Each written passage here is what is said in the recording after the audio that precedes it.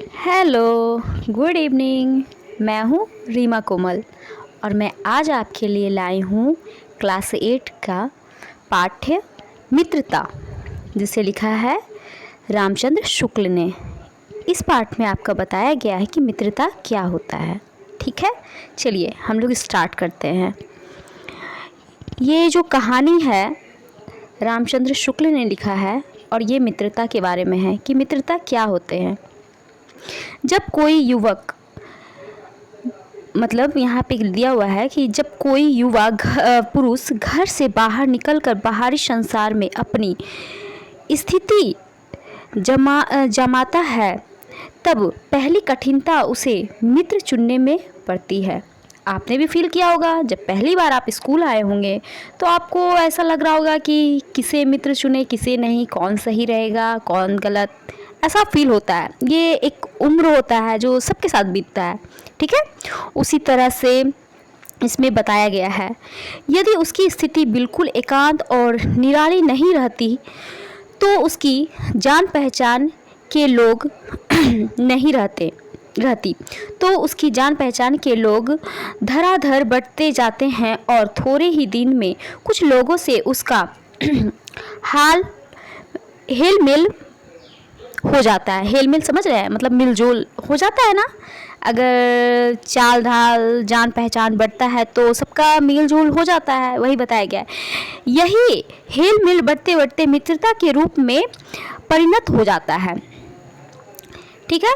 मित्रों के चुनाव की उपयुक्तता पर उसके जीवन की सफलता निर्भर हो जाती है, क्योंकि संगति का गुप्त प्रभाव हमारे आचरण पर बड़ा भारी पड़ता है। पता है ये क्या बोला जा रहा है? संगति का जो प्रभाव हमारे आचरण पे क्या होता है। अगर मित्रता सही होगा तो सही प्रभाव पड़ेगा और मित्रता गलत होगा तो गलत प्रभाव पड़ेगा। ये आचरण पर बहुत ज़्यादा प्रभाव पड़ता है। हम लोग ऐसे समय में समाज में प्रवेश करके अपने कार्य आरंभ करते हैं जबकि हमारा चित्त कोमल और हर तरह का संस्कार ग्रहण करने योग्य रहता है। क्योंकि पहले ही हम बता चुके हैं कि मनुष्य कैसा है, एक सामाजिक प्राणी है और वो समाज में जीवन बसर करने के लिए वो हर तरह का संस्कार को ग्रहण करता है, ठीक है। तो वो जो यही बताया जा रहा है, जबकि हमारा चित्त कोमल और हर तरह का संस्कार ग्रहण करने योग्य रहता है, ठीक है। हमारे भाव अपरिमार्जित और हमारी प्रवृत्ति अपरिपक्व रहती है, मतलब हम लोग पूरी तरह से परिपक्व नहीं होते। मतलब बचपन में जब स्टार्टिंग पीरियड रहता है तो पूरी तरह से परिपक्व तो नहीं, अपरिपक्व रहते हैं। जब बच्चा मैच्योर होता है तो वो परिपक्व होता है, ठीक है। बड़ा हो जाता है तो मैच्योर मतलब ही परिपक्व होता है, इसका हिंदी। हम लोग कच्ची मिट्टी की मूर्ति के समान रहते हैं, जिसे जो जिस रूप में चाहे उस रूप में ढाले, चाहे राक्षस बनाए चाहे देवता। इसका मतलब समझे, आप लोग भी देखे होंगे कच्ची मिट्टी घर में सभी के आंगन में होते हैं। अगर किसी के आंगन नहीं होते तो छत पे गमला होते हैं तो उसमें मिट्टी रहता है। आप भी एक्सपेरिमेंट कर सकते हैं। अगर आप कच्ची मिट्टी को लेके अगर आप उसको दिया का रूप देंगे तो दिया बन जाएगा, अगर गोलाकार देंगे तो वो गोलाकार बन जाएगा। ठीक सेम उसी तरह से मनुष्य होता है, और जब वो बचपन में जब छोटा रहता है वो एक तरह से कच्ची मिट्टी रहता है, ठीक है। और उसी तरह से अगर हम उसको जिस साँचे में ढालेंगे तो वैसा ही रूप ले लेगा। यहाँ कहने का मतलब है कि अगर हम बच्चे को अच्छा शिक्षा देंगे तो वो कैसा बनेगा, देवता, और अगर गलत शिक्षा देंगे तो वो कैसा बनेगा, राक्षस। समझ में आ गया। ऐसे लोग का साथ करना हमारे लिए बुरा है जो हमारे अधिक दृढ़ संकल्प के हैं, क्योंकि हमें उनकी हर बात बिना विरोध के मान लेनी पड़ती है, ठीक है। पर ऐसे लोगों का साथ करना और भी बुरा है जो हमारी ही बात को ऊपर रखते हैं, क्योंकि ऐसी दशा में ना तो हमारे ऊपर कोई नियंत्रण रहता है और ना ही हमारे लिए कोई सहारा रहता है। यहाँ समझ रहे हैं, यहाँ पे कहने का मतलब है कि दो तरह के लोग होते हैं, जो बुरा में यानी कि दृढ़ता से बुरा की तरफ संकल्प रहता है कि तुम्हारा हर विरोध में मतलब कि बात को मान लेते हैं, ठीक है, मान लेनी पड़ती है। और उसके बाद दूसरा होता है क्या कि तुम्हारे अगर तुम फंसने वाले हो तो तुमको ऊपर रखेगा कि इसने ही किया है, ठीक है। यही कहा जा रहा है कि इनसे दूर रहना चाहिए। दोनों अवस्थाओं में जिस बात का भय रहता है उसका पता युवकों को पर्याप्त बहुत कम रहता है। मतलब इसके बारे में जानकारी, ठीक है।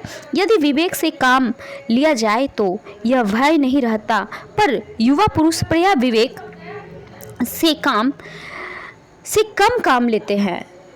कहने का मतलब है कि बॉयज़, ठीक है, बॉयज़ लोग अक्सर जो है यहाँ पे होता है ना कि एक सोच समझ के काम लेना वो बहुत कम करते हैं। वो बोले अरे यार ऐसा है दोस्त, कोई बात नहीं, कर ले तो दोस्ती, बाद में देखा जाएगा। कहने का मतलब है यहीं पे गर्ल्स लोग पहले 10 बार सोचेगी ये सही है कि नहीं है, सही रहेगी तो दोस्ती करेंगे, अगर गलत है तो छोड़ देंगे, ठीक है। कैसे आश्चर्य की बात है कि लोग एक घोड़ा लेते हैं तो उसके 100 गुण दोष को परख लेते हैं, पर किसी को मित्र बनाने में उसके पूर्व आचरण और स्वभाव आदि को कुछ भी विचार और अनुसंधान नहीं करते हैं। मतलब कि जब हम लोग कोई सामान लेते हैं, यहाँ पे घोड़ा का जिक्र है, मैं आपको बता रही हूँ एक सामान के बारे में।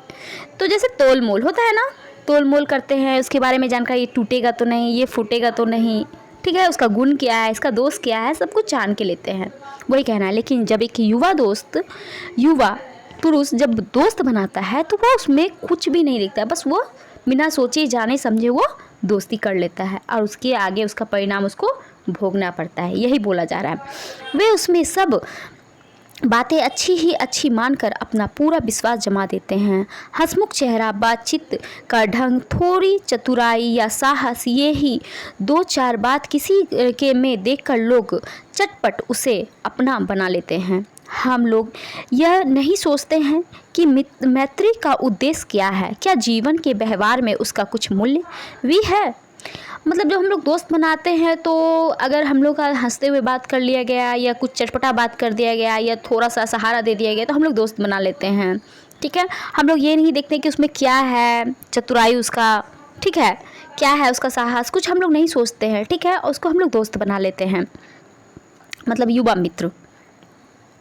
लेकिन दोस्ती का जो उद्देश्य है वो क्या है, जीवन में इसका व्यवहार क्या है, इसका मूल्य क्या है, इसको बिना जाने दोस्ती कर लिए कि आने वाला टाइम में ये इसका उद्देश्य क्या है, ये कुछ नहीं जान रहे, बस दोस्ती बना लिए, ठीक है। उसी तरह से यह बात हमें नहीं सूझती कि यह एक ऐसा साधन है जिसमें आत्म शिक्षा का कार्य बहुत सुगम हो जाता है। यह प्राचीन विद्वान का वचन है, विश्वास पात्र मित्र से बड़ी भारी रक्षा रहती है।